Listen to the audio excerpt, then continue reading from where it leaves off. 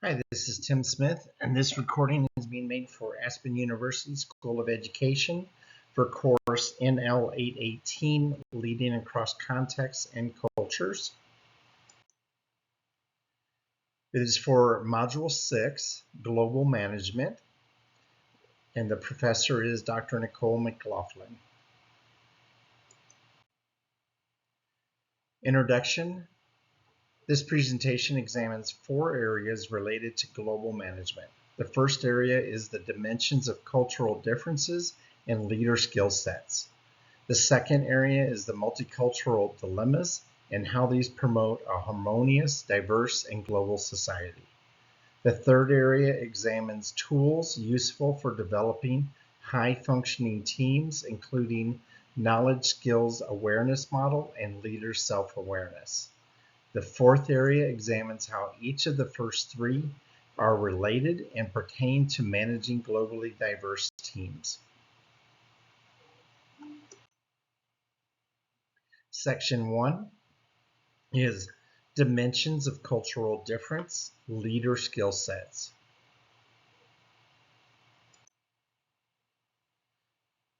Dimensions of cultural difference for leader skill sets encompasses 14 areas as shown below. Leaders need to be flexible enough to adapt their style to circumstances, align with the organizational culture, and promote an inclusive and diverse culture for the team.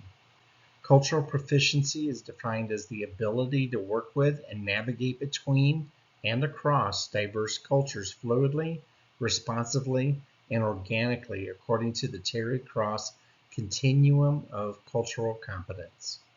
And the skill sets are power distance, uncertainty, avoidance, individualism and collectivism, gender differentiation, universalism and particularism, neutral versus effective, specific versus diffuse, achievement versus ascription, attitudes toward time control, internal versus external control, assertiveness, future orientation, performance orientation, humane orientation, and finally, targeted training models.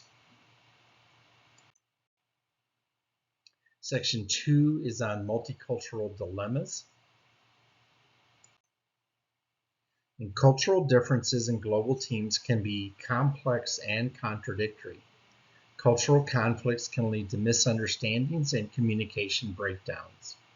Strategies for managing cultural conflicts include fostering inclusivity and respect, encouraging open dialogue and active listening, providing cultural awareness training, and building cross-cultural relationships. Leveraging cultural diversity can enhance creativity, innovation, problem-solving abilities, and decision-making while creating a positive and inclusive work environment. Cultural adaptation is crucial to navigating these complexities as it involves striking a balance between assimilation and preservation. Team members must be able to adapt to the team's cultural norms and values while preserving their own cultural identities. This requires a high level of cultural intelligence, encompassing awareness, knowledge, and skills to navigate and bridge cultural gaps. And some of the key points called out include overcoming surprising cultural challenges, the importance of cultural intelligence, the impact of cultural conflicts on collaboration, communication breakdowns and mistrust, strategies for managing cultural differences, leveraging cultural diversity for success, and building a collaborative culture.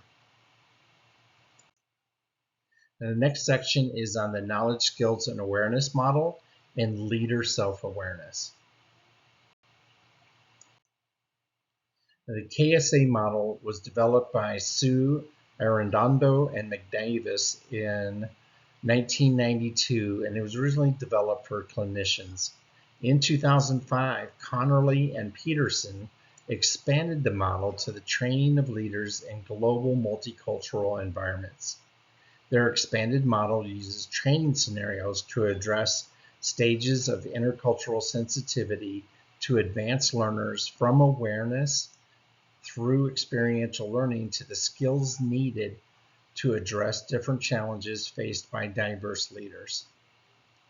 So the knowledge is addressing specific knowledge about cultural differences. Skills covers the proficiencies for performing tasks for cross-cultural communication, and awareness is on sensitivity, affect, and attitudes towards difference and diversity.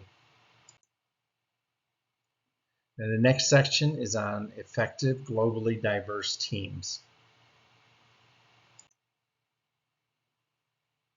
Global teams can be comprised of individuals who come from many different backgrounds, religions, and cultures. Employees can feel ignored, disrespected, and even insulted when these cultural differences aren't considered.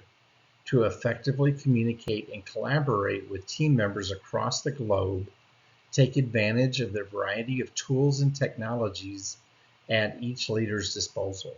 A key challenge of overseeing a global team is figuring out how to encourage participation and promote discussion among employees with varying levels of language proficiency. So the central concept here is purpose-driven, and then ancillary concepts include skills and knowledge, multicultural engagement, effective leadership traits, empathy, trust, and respect. And the final section is a conclusion.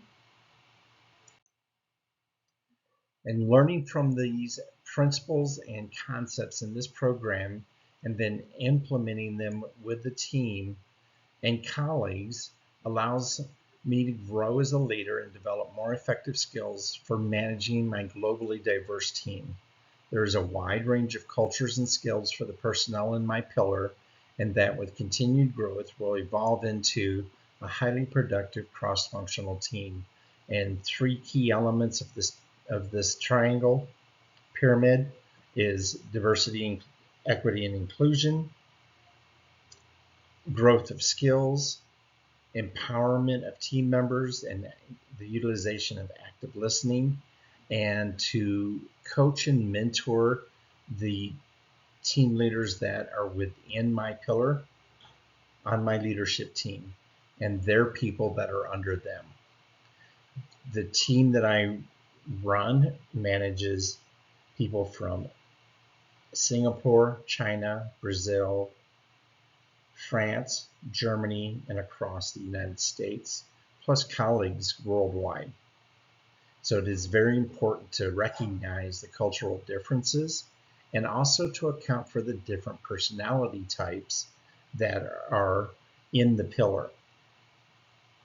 The people that we have in the pillar from France and Germany have a much more direct and forceful personality types, and the ones that we have from Asia and China tend to have more of a hierarchical perspective, and getting them on an even playing field so that they both have safe space to be able to articulate their perceptions and experience and have them evenly weighed at the table is critical for the success of the team. Now, the final slide is the list of references used for this presentation, and I appreciate the time to be able to go over this with you.